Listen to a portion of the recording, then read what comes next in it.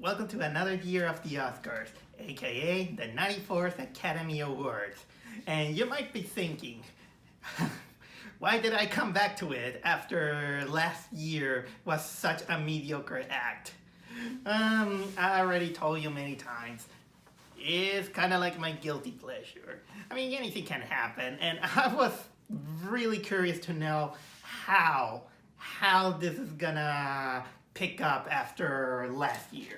Sorry about that. I'm gonna put myself a little bit back. But seriously, this last year was such a disappointment and so mediocre that even every excuse saying that it was because of the COVID precautions, the measurements, and all these things, it cannot excuse, such mediocrity, like no clips, the reversing the orders of the Best Picture award for the best leading actor role, in which it was pretty much it pretty much felt underwhelming after what they did to what was it, the actor from Black Panther. The name escapes me just in case. It's not out of disrespect. It's just I usually tend to forget names.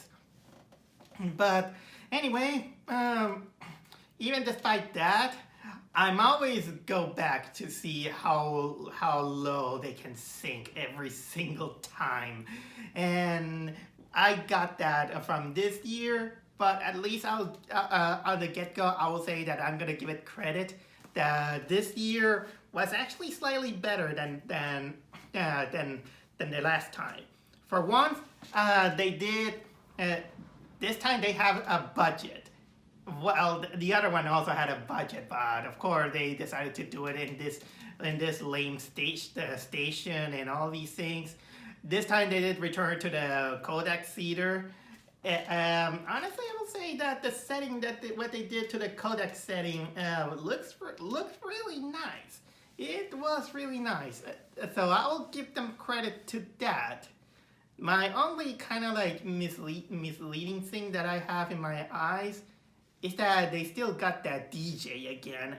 Well, they did later showcase that they did have an orchestra, but honestly, I prefer orchestral music more than having a DJ. This DJ, I hope that if someone could hear me out. I know that I'm gonna sound a little bit mean-spirited, but this DJ, he has to go. I don't think a DJ feels fitting for a moment that is used to celebrate movies, because otherwise it will look like a try hard to become hip to the audience instead of giving it kind of like an honorary tribute. And orchestral music fits well more than pop music and all these things. Then we got. Then they decided to have 3 hostesses. What was the name of the hostesses? Amy Schumer, Wanda Sykes, and I think it was Regina King. I don't remember the other actress. You know what? I'll put it here. I don't remember what the name of the third actress. And honestly, these three hostesses were kind of lame. Personally, they were trying to be funny, but unfortunately, we're not. Especially Amy Schumer. Amy Schumer really became really unfunny. She was so unfunny that even when she was trying political jokes, it totally backfired for me with a groan like, shut up, or something like that. I mean, how can you... I even took notes just in case, like always, for some of the highlights from this one. I mean, the first impression wasn't exactly too good when the first joke that they just said is that they decided, the Academy hired 3 women to host because it's cheaper than 1 man. No, seriously, that was one of the jokes that they said, and considering a little bit the social political conflict that Hollywood is having with the general audiences, this feels kind of like a try hard preachy joke, and the joke wouldn't be so bad if it wasn't a little bit tasteless, I'll say. So, but basically, basically, I didn't get kind of these good impressions for the Hostesses.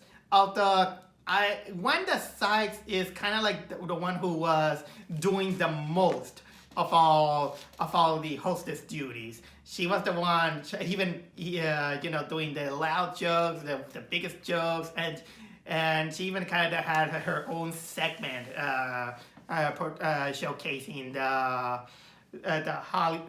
Academy Awards Museum. And you can tell that she was really hit or miss, I'll say. But anyway, I think that it, like always, I have to go on with the highlights that I wrote from the Oscars in order to tell you my overall appreciation of how it went. First of all, what did I get?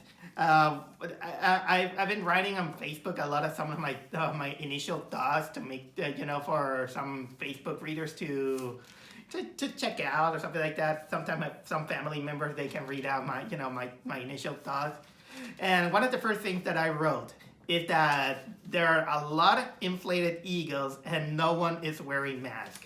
I mean, yeah, nobody was wearing masks except the bodyguard as well as the people from backstage. These are the only people who were wearing masks. If this goes almost against all the health protocols, but I'm no one to judge. You be the judge if they did the right call or not. But whatever. Things are mellowing out, at least here in the States. So, okay, what do I get? And then I saw a commercial of the Kardashians, and I was like, my God, are they still doing it? Okay, and then we start out the show with Beyonce singing one of the songs nominated for Best Original Score. And these guys, they film it kind of like in a secluded lot. Because you could even see all other parking lots parked here and there, and they were all dressed in lime green that kind of makes it look like an incomplete green screen studio. I'm not a fan of course of Beyonce. I'm not gonna say much about it, but of course the song it is from King Williams, which is the Will Smith movie that tributes the father of Serena and Venus Williams, tennis players, who also came to the Oscars. Okay, so I thought. So that was technically kind of like a bad impression for me because this whole Beyonce act for me felt a little bit kind of like cheap. But then we finally get to see the inside of the Codex Theater, and then I was like, thank goodness and all these things. And so then we got, of course, these moments of bad jokes between our three hostesses. Okay, and out. The first page is out. And okay, I wrote, okay, COVID jokes, women were unfunny. They talk about the Golden Glove not having black people. Again, I'm not the kind of guy who likes to talk to distinguish people by their colors and all these things, except when there's no choice but to talk about it. But still, they come up, making all these lame jokes that is normally, I'm noticing that is always happening every single opening of the Oscars lately, in which they always begin to talk like they're doing gossip. They talk about, the toxic masculinity, the woman is proof about. So having these three women, doing bad jokes and bad impersonations, and they were claiming about, it's better to have three women than one man because it's cheaper and all these things. That kind of proves that sometimes it's better quality over quantity. And then, of course, I noticed the DJ, and then I was like, the DJ. I think it was Amy Schumer and her solo that she begins to say that women are being ignored in film or something like that, and I was like, oh, shut up! We're not in that time period anymore. we're not in that time period anymore. We respect women in filmmaking a lot, and even there in animation and all these things. It's technically this movement that I know that they're doing it for a noble cause, but sometimes it's getting a little bit preachy and tiring. I will say, I prefer it to be more subtle sometimes. No offense, just in case. Okay, then we got. If I don't mention some of the names of the actors, I apologize again. I couldn't write faster, and well, I wrote all these things with a pen, and this pen, sometimes it doesn't begin to work, so I have problems with that. So anyway, first we got the first nomination, which is Best Actress in a Supporting Role. The winner is Ariana DeBose from West Side Story, and this moment was actually the first time that I saw a slight improvement from last year, because thankfully they added video clips. They added the video clips. Finally! I mean, what was the problem from last year? Last year they didn't have any, so we couldn't see if they deserve it or not. I mean, still to this day, I wonder what happened, and was it hard to at least get a pen drive? So yeah, thank goodness they had video clips, so we could finally see if at these few seconds of performance was enough to buy all these nominations. Because honestly, I haven't seen almost any of the nominated films, and funnily enough, is that this is something that happens a lot of times. Is that most of these films are not shown mainstream. Some of them I don't even remember where they come from, or where we could have seen it. The only movie that was nominated for Best Picture that I just saw is Don't Look Up. I even made a vlog review out of it, and you watch my video about my thoughts about it. But long story short, it was something like a fascinating film that there's some things that I didn't like, but I still gave a laugh about that crazy ending. Okay, continuing on. Then one of the hostesses, I don't remember the one that I don't remember the name. She begins to say, hey, does anyone have COVID or something like that? They're gonna make COVID testing, and she pick some of the actors, especially the guy, even the guy who played Shang-Chi from last year, in which the biggest thing that I noticed from this guy is the whole red suit. And in my mind, it's like, why? Why you dress up in all red? Is it because, you know what? I know what I wanted to say. But you know what? I won't say it on camera still, because I don't know if there's some algorithm that is gonna attack me if I say it. Okay. I might gonna say it, but not this time. Because I'm not in an episode of Disney Kisses the Feet of China. Oh, I already say it. Then censor. Okay. All right. Anyway, there was a little bit of a swearing in which it was muted, at least in television here. We see Jason Momoa and Josh Brolin presenting the winner for Best Sound, and the winner is Dune. A lot of people tell me about Dune being good. That is much better than the original film, and honestly, I was interested on watching it. I don't remember exactly why I didn't. Maybe there was something else that I was interested in. Dune was not one of them. Maybe one of those reasons. Okay, next page. Then they celebrated the 30th anniversary of White Man Can't Jump, with the main cast presenting the next nomination. And that was and that was Best Cinematography, and Dune win for the second time. Then we come one part that I felt that it was gonna be kind of like the most controversial of them all. Luckily, it didn't go with very controversial, but somehow I think that some nominations that they deserve that treatment. They still deserve equal respect. What I meant is that one of the controversial moves that the Oscar decided to do in this year's Oscar is that some of those nominations in which they apparently they kind of call it the secondary, lesser known nominations. They decided to I've been hearing that they were not gonna televise it.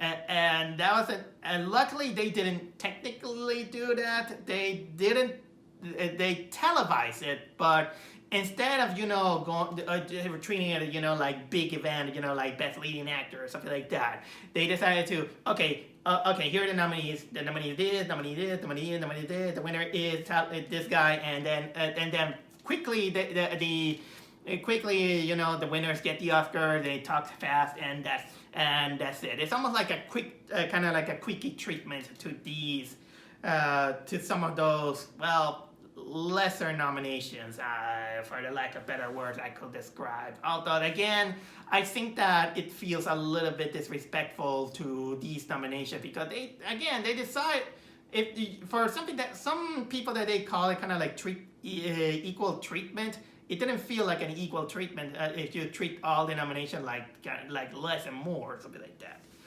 But in this case, of course, best cinematography, the winner again is Dune. Oh no, the one that I already talked about that.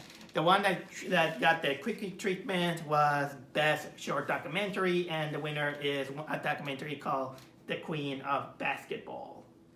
That kind of reminds me that I saw an article in Facebook about I don't know if it was on Facebook or it was on YouTube, but it was kind of like this disabled person that plays basketball. That was kind of like encouraging, I'll say. Okay, then we got the next nominations, which is best visual effects, and the winner is Dune again. Dune wins again, I'll say. Then we got 3 sports guys, in which one of them is Tony Hawk. I don't remember the name of the other two. And they began to make a tribute to the 60 years of James Bond. James Bond. I don't talk much about these on vlogs, and if you notice, I didn't vlog any James Bond movie, and the biggest reason is that I'm not someone who is very interested on James Bond. Never been a James Bond guy.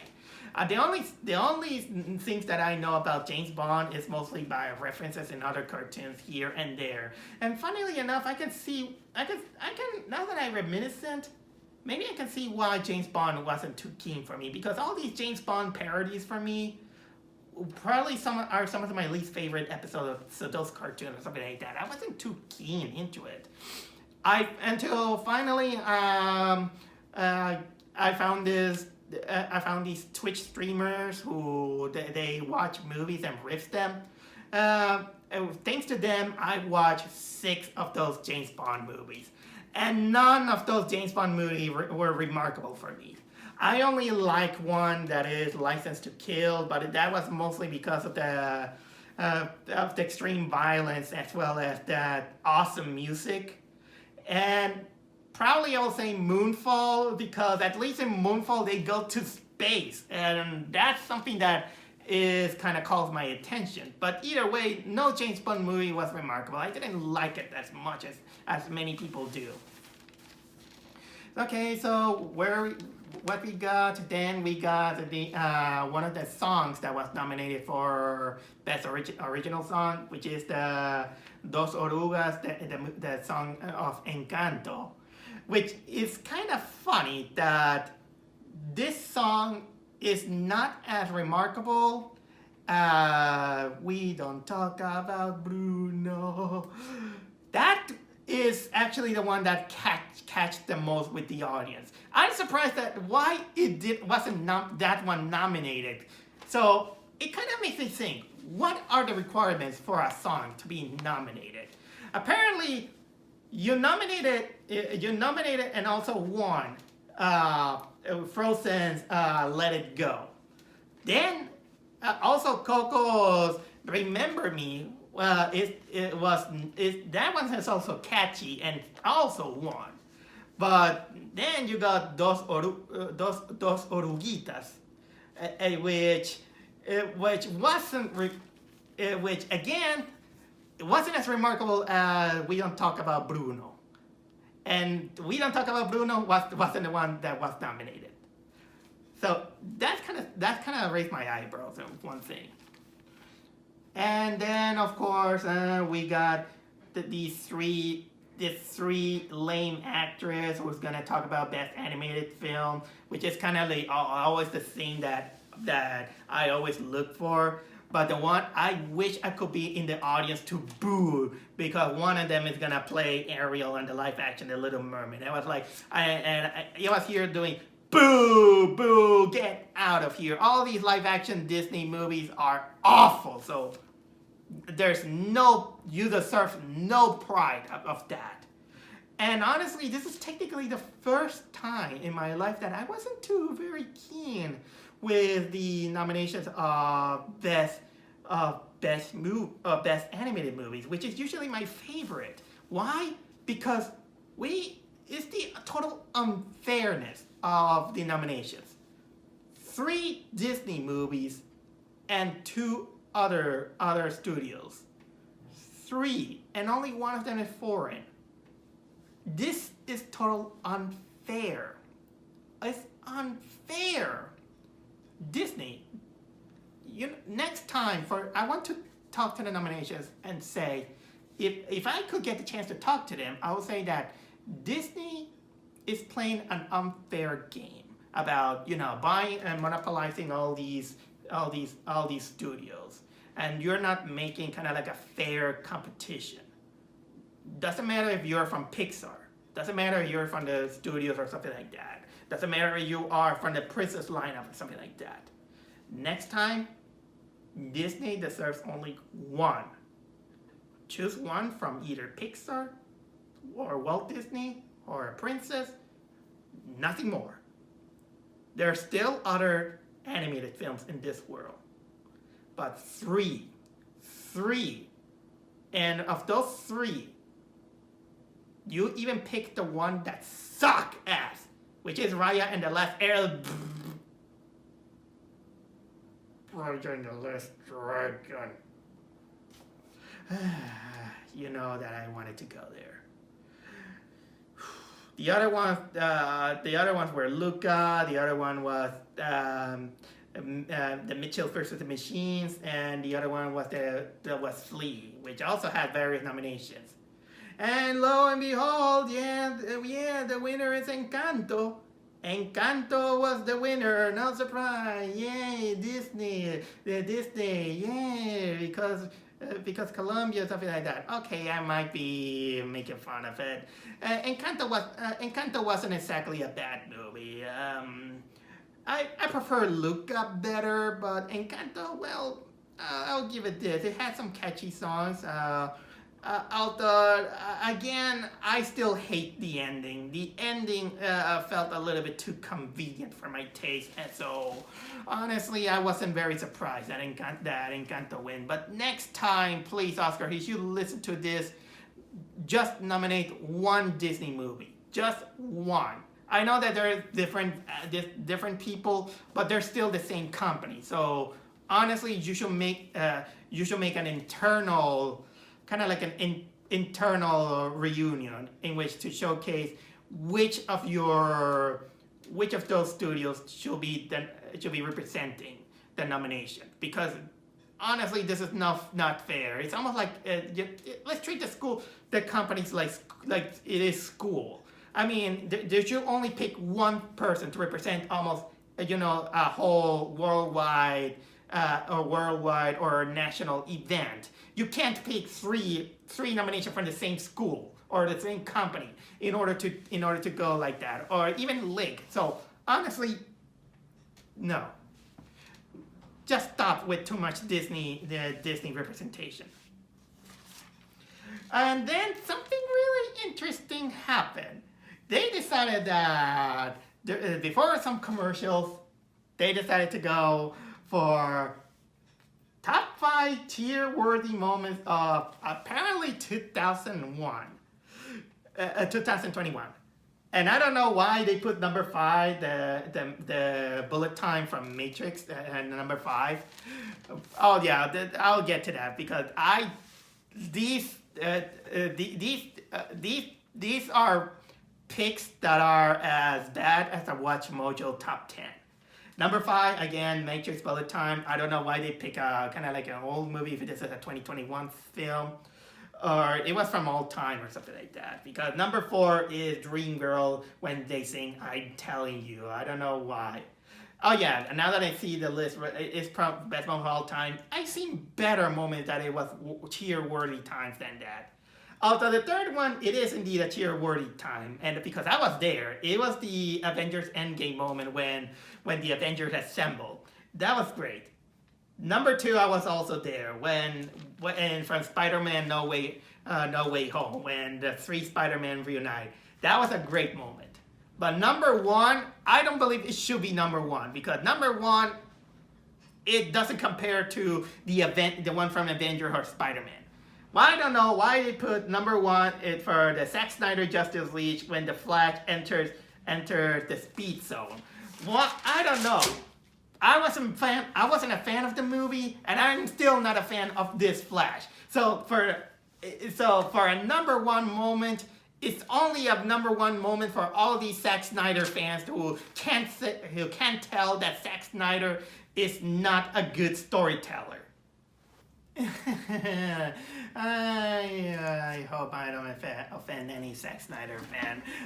Again, I don't hate Zack Snyder. I still think that he's a competent director, but for a writer or storyteller, no, I don't think so. I'm not a fan of his DC comics films. Sorry about that. Okay, then we had another quickie for Best Animated Short Film, which they give it to the Windshield Wiper. At least there was no Disney nominee on this one, so we should learn a little bit more from that one. Please restrict Disney. I mean Disney's not exactly the greatest thing. As it used to be, sorry. Then remember that I told you about Wanda Sykes and having her adventure in the Hollywood Academy Museum or that. Well, it kind of felt like kind of one of those sitcom comedies in which she goes around, talking, trying to make comedy out of that museum. Although when I see the museum, you know what? It doesn't look too bad. This is a place that I might go if I had the chance to go there. I will be interested to go there. I'm a movie buff. I like to go there. The last time I went to Hollywood and I had a blast going through all these museums and watch some of those props, even in some underground Hollywood museums. Last year, remember that? I don't know if you've seen it, but last year I went to the Queen's Museum of the Moving Image, and I loved going there and watching all these things. That place looks interesting enough. So then we got the best the nomination for best supporting actor, and I wrote best lead actor, but I don't remember that it's for best supporting actor, and it is presented by this Chinese actress. I think she's the one that won last year, poor woman. You see her struggling, with the language. So she gave some sympathy out of me. And much to my surprise, the winner was a guy named Troy Kotsur, which is from the name of Coda. And I was surprised that he didn't speak. He was actually doing sign language. And considering that, and honestly, he kind of deserved it. In these few minutes of clip, an actor who actually shows a lot of strength, but without using vocals, it shows the chops. And this one felt deserved. And I thought that it was some actor who didn't really know how to do sign language, and he knew how to, express it in with this strong emotion. But no, he was really deaf, a deaf mute. And and when he was doing all this speech in sign language, and with some people, making the translation, I was surprised. That I didn't know that he was deaf mute. So honestly, that actually gave me an applause to that. Okay, I might go a little bit in some certain territory, but at least listen to this. I know that sometimes it's easier to give someone some kind of recognition due to playing the disability card.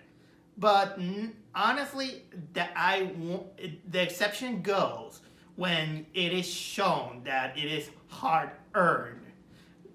Because, for example, me as a guy who I don't want to preach. I do have some. I was diagnosed with that. It's hard for me to tell you Asperger's syndrome. Okay, not exactly hard. And maybe you'll notice the way I talk and all these things, but I never looked, for recognition or preachness or something like that, because we always wanted to be treated, that we earn our hard work instead of just give it because some pity or something like that. And if that shows in this actor, then well deserved for this guy. I congratulate him then. All right, considering, then we got a nomination for Best Foreign Film, in which we got Tiffany Haddish and the actor who plays Shang-Chi. Although when they begin to talk about it, the Shang-Chi actor kind of, again, just like, he just tried so hard saying that, well, it is hard for me, to be Canadian. It's almost like they didn't want to offend China because Disney, kissing their feet and all these things, and they didn't want to talk about it, on camera. I don't know if this was cringy or funny, but I'll let you be the judge. But anyway, Best Foreign Film. The winner is Japan with Drive My Car. Okay, then we got Mila Kunis presenting the next song, which is the Somehow We Do, which is sung by Diane Warren, but in this case, Reba McEntire is the one that sings in her place. Of course, we get, these commercials about Ukraine, giving a moment of silence because, what is happening. I'm not going to go into details. It's not the right time for this. We got a quickie for Best Live Action Short Film, and the winner is The Long Goodbye. Nothing much to say. And then, this is the moment where I say, fuck you, Oscars. The winner for Best Costume Design is the woman who created, the woman from, I hate that movie, Cruella. Yeah, I really hate Cruella. There were some better costumes. I was kind of thinking that it won mostly because fashion is part of the plot, and the fashion wasn't even that good in that movie. It was too over the top. And this woman also kind of got on my nerves because she was kind of like saying that I'm gonna subjecting into my inner Cruella or something like that. And I was like, your inner Krella. You mean an animal murderer? Fuck you. No offense to the woman, but still, Krella just deserves any FUs that it deserves. Okay, and here's something funny. There's no nomination for What Happened, but John Leguizamo came, and it's just there to give a presentation of We Don't Talk About Bruno with another actress singing. It wasn't nominated, but still, apparently they knew that We Don't Talk About Bruno is a more memorable song than Dos Oruguitas. And they just put it out, for the sake of, okay, here's We Don't Talk About Bruno for all those fans. And then, of course, we had kind of like this video moment in which I think there were some Japanese people talking about what is your favorite film musical. I am glad that some of them said Coco. Coco is still my favorite Pixar movie of all time. But screw you for the one who said about that they prefer Aladdin, the live action shit stick. Okay, what else there is? Then comes Wanda Sykes, and she's cross-dressed like Richard Williams. Another one, and the other one is kind of dressed up as kind of like Tammy Faye. And then Amy Schumer appears as Spider-Man, spouting out more unfunny stuff. Then we got the actors of Juno celebrating their 15th anniversary to present the Best Original Screenplay. And the winner is Kenneth Branagh with Belfast. Don't know much about this movie. Then we got another one which is Best Adapted Screenplay, and the winner is Coda. The actress is Cyan Heather. And I kind of chuckled when she made fun of herself, saying that she's dressed like a disco ball. And funnily enough, she was. Her dress was pretty, of course, but still it was too silvery and too glittery. And so I kind of liked that, what she did. Then they decided to present another top 5, which is top 5 favorite fan movies of 2021. This moment was also a Watch Mojo moment of how lame these top 5 were. That kind of proved how out of touch Hollywood is with the real audience. They put number 5, Tick Tick Boom, which I don't know about this. Number 4, Spider-Man No Way Home. And I was like, only number 4. This is still this is favored by a lot of fans. They won millions of dollars. What could top that? Number 3, Minamata, which again, I don't know what it is. But number 2 and number 1, what the hell? Number 2, Cinderella.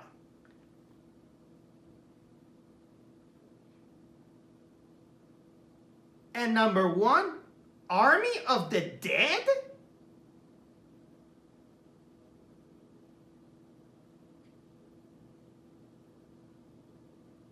Last time I checked, fans hate those movies. Fans hate Cinderella. Fans hate Army of the Dead. I saw Army of the Dead, and Army of the Dead suck. See what I'm telling you about Zack Snyder. Alright, continuing on. Best Original Score, Dune again in a quickie. Of course, at this time, Hans Zimmer didn't attend the Oscars. Don't know why.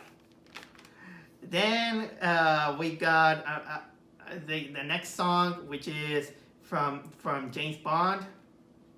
No Time to Die, it was called.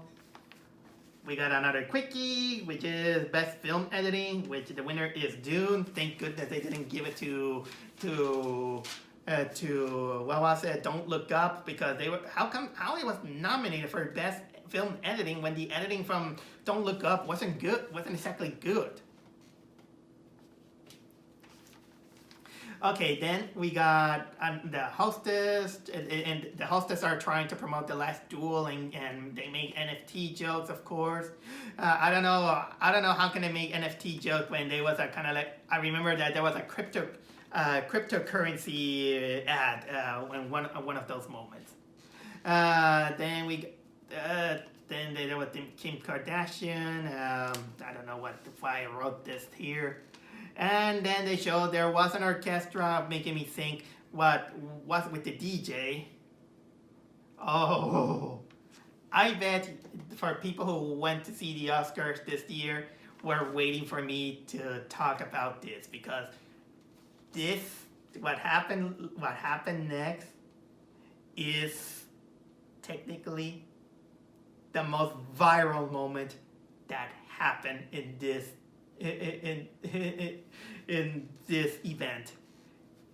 This moment is gonna be talked for years or months or whatever your span is gonna be, but man, that was like, whoa, did that really happen? Was that an act?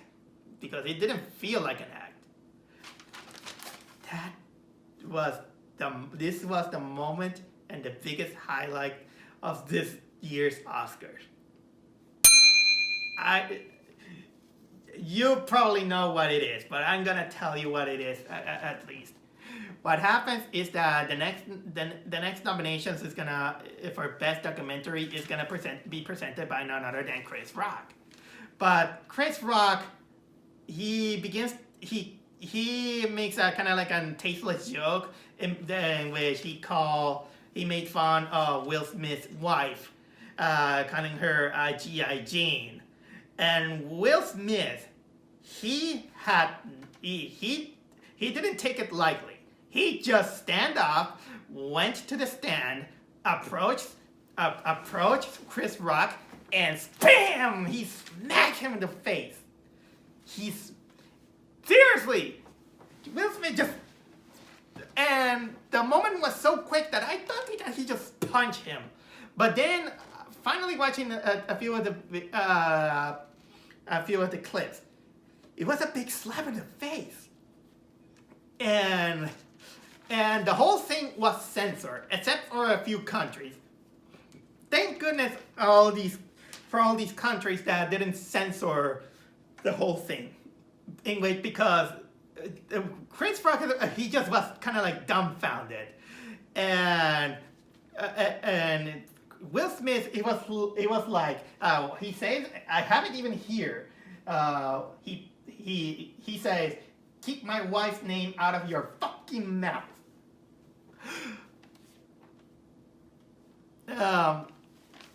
Still, at the moment I'm seeing this, we don't know if this was real or it was scripted. But if it was real, Chris, sometimes we have to be careful who we roast or what time do we roast someone. I mean, I know that some people like to roast, out of, hairstyles and all of these things, but man, thank goodness that it was just a slap on their face, or else, if there was someone stronger than Will Smith, you might be tossed out of the window like everybody hates Chris. But damn, that moment totally viral. But anyway, after that epic moment, best documentary is Summer of Soul, or When the Revolution Could Not Be Televised.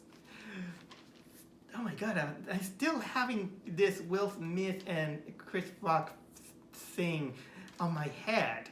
Even when they got even when a guy came out to present at the next presentation, he's like, "Okay, we're gonna be like family. Will Smith, Chris Rock, we're gonna talk like family," something like that. So I hope that kind of showed that it wasn't script. And you know what? At first, I thought I thought that he didn't deserve that. But then I kind of, when I heard the reason why it this happened, I'm sorry to say that, but I have to defend Will Smith on this one. Sometimes, well, comedy hurts. Okay, so they got a Godfather Tribute in which we get to see Francis Ford Coppola. Honestly, I'm not very keen of the Godfather. I tried to watch it once, but I never finished it. So I kind of see about why Peter Griffin wasn't fond of it.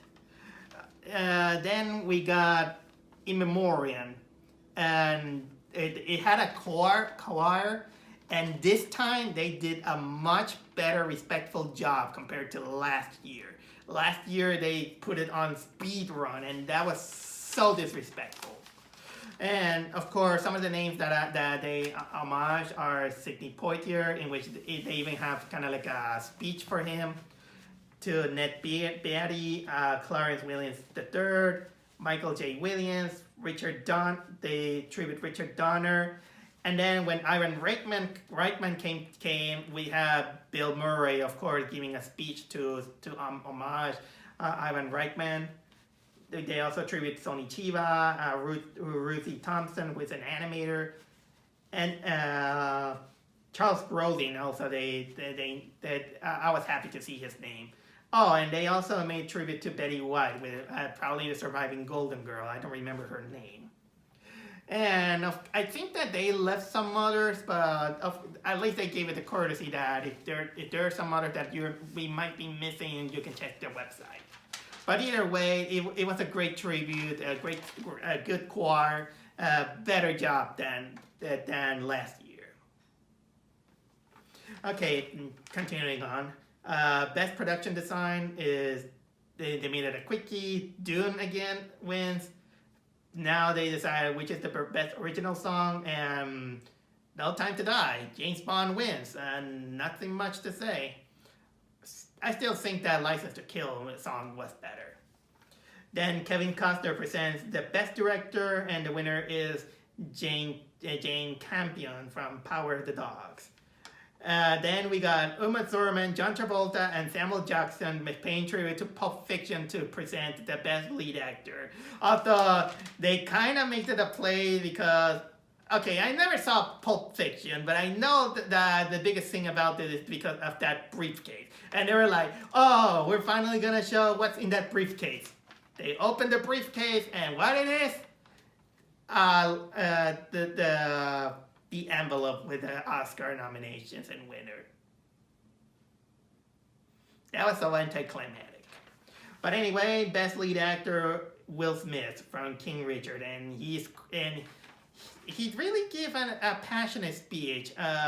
He talks about he's crying. He talks that he wants to be a vessel of love and all these things. There were some censor moments, but at the moment, I was like, I was a little bit skeptical, thinking that why he say stuff like that when a few minutes ago you slap Chris Rock, which sounded a little bit hypocritical. And don't get me wrong, I love Will Smith, but I was a little bit skeptical. That is until I finally learned a little bit of what happened.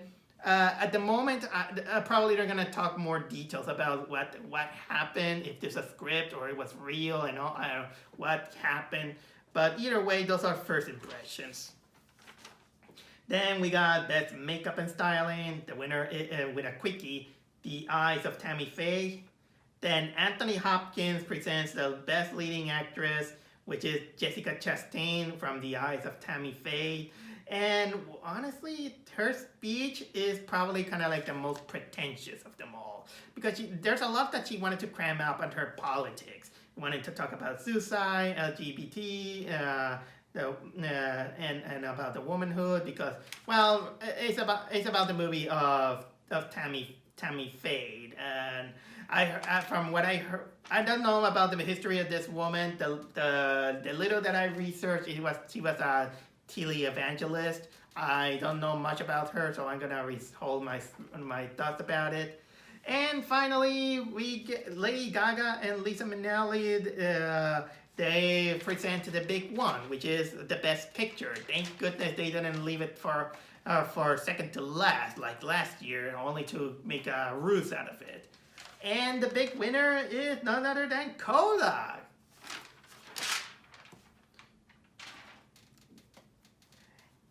And yeah, it ended well for a movie about what was it? Deaf mute people. That's from what I heard about it. I know that it is based on a French film, so it's kind of like a more Americanized version of that. That's the best way I can say. And the Oscar win and yada yada yada. And I gotta say, yeah, it was still pretentious. They still can't hold a little bit too much under politics. They still as pretentious as it is, but I'll give it this. It's slightly better from last year. Last year was a total mediocrity for an absolute no reason. Most of the reasons that it came up as excuses. I still think that they should have give kind of like equal, equal importance to all these nominations that got quickies out of it. But at least they televised it. It would have been better. It would have been worse if they didn't televise it. But honestly, man, I still will. It will be a long time that I will not forget. Will Smith slapping Chris Rock. That indeed was something that we're gonna talk a lot about this year. So this is what I'm telling you. This is why the Oscar is a guilty pleasure. Anything can happen, and look what happened. So again, thank you very much, Oscars. Let's see if you can fare a little bit better or worse next year. Either way, I'm still gonna be there laughing at your pros and your cons. So either way, thank you for watching.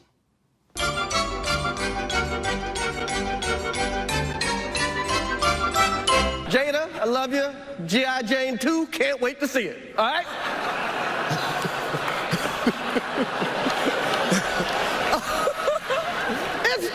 That was a nice one. Okay. I'm out here. Uh-oh, Richard.